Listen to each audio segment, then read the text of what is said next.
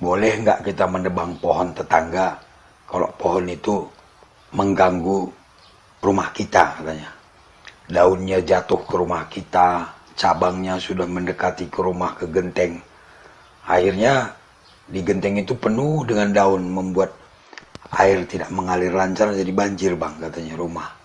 Saya khawatir nanti dahan-dahan cabang-cabang pohon itu merusak rumah, menjalar ke situ, atau nanti kena angin puting beliung tumbang ke rumah saya, gimana bang katanya.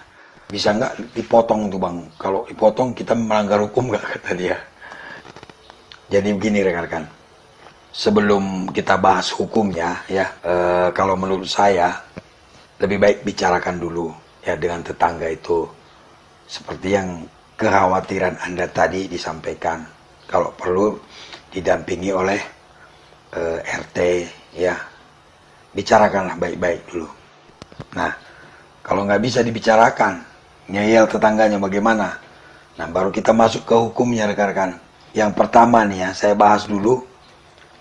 Kalau kita menebang pohon orang, itu kita bisa kena pasal pengerusakan rekan-rekan. Pasal 406. Jadi bisa ke sana dia larinya. Ya, nebang pohon orang, dia melapor, dikenakan pasal 406 ini. Ya.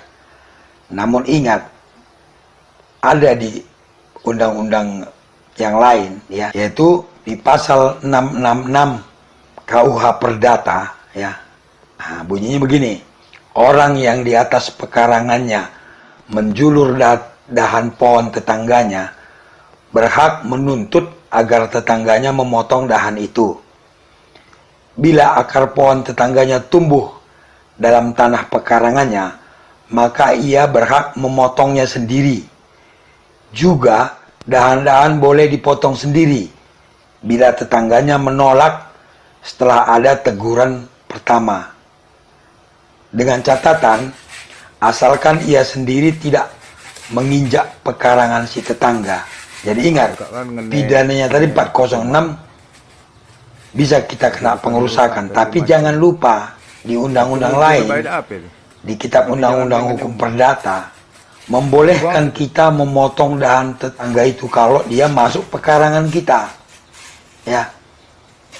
Akarnya, bahkan buahnya yang masuk jatuh ke pekarangan kita, itu menjadi punya kita itu. Begitu rekan-rekan. Jadi kalau misalnya ada dahan tetangga itu masuk menjulur ke rumah kita, ke pekarangan kita, kita bisa memotongnya ya. Tapi sebelumnya tegur dulu, ingatkan dulu tetangga itu bahwa pohonnya itu seperti ini. Nah, kalau dia sudah diingatkan tidak juga dilaksanakan, kita bisa memotong sendiri. Tapi ingat, motongnya jangan dari pekarangan dia.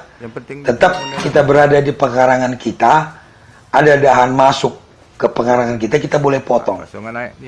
Kita tidak akan kena pasal 406 tadi. Karena apa? Diperbolehkan dalam KUH Perdata ini, di pasal 666 ini rekan-rekan.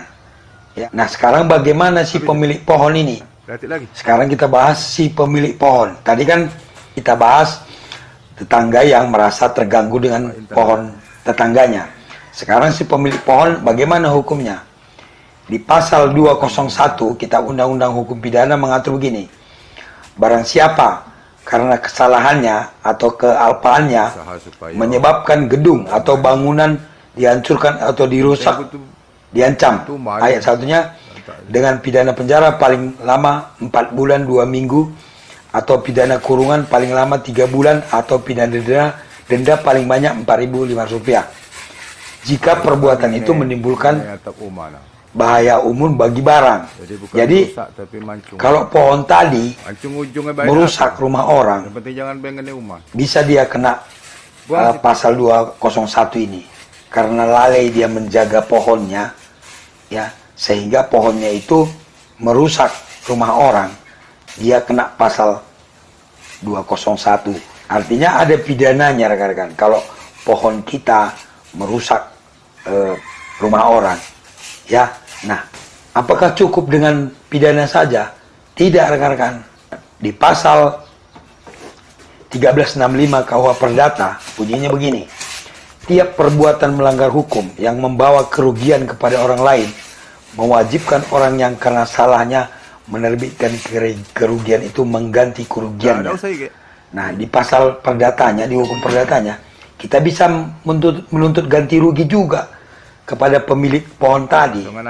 Karena menyebabkan bangunan kita rusak, kita bisa minta ganti rugi secara perdatanya. Selain daripada bisa kita laporkan pidananya tadi, yaitu di pasal 201 KUH Pidana. Nah, kita juga bisa menuntut secara perdata, ya, di pasal 1365.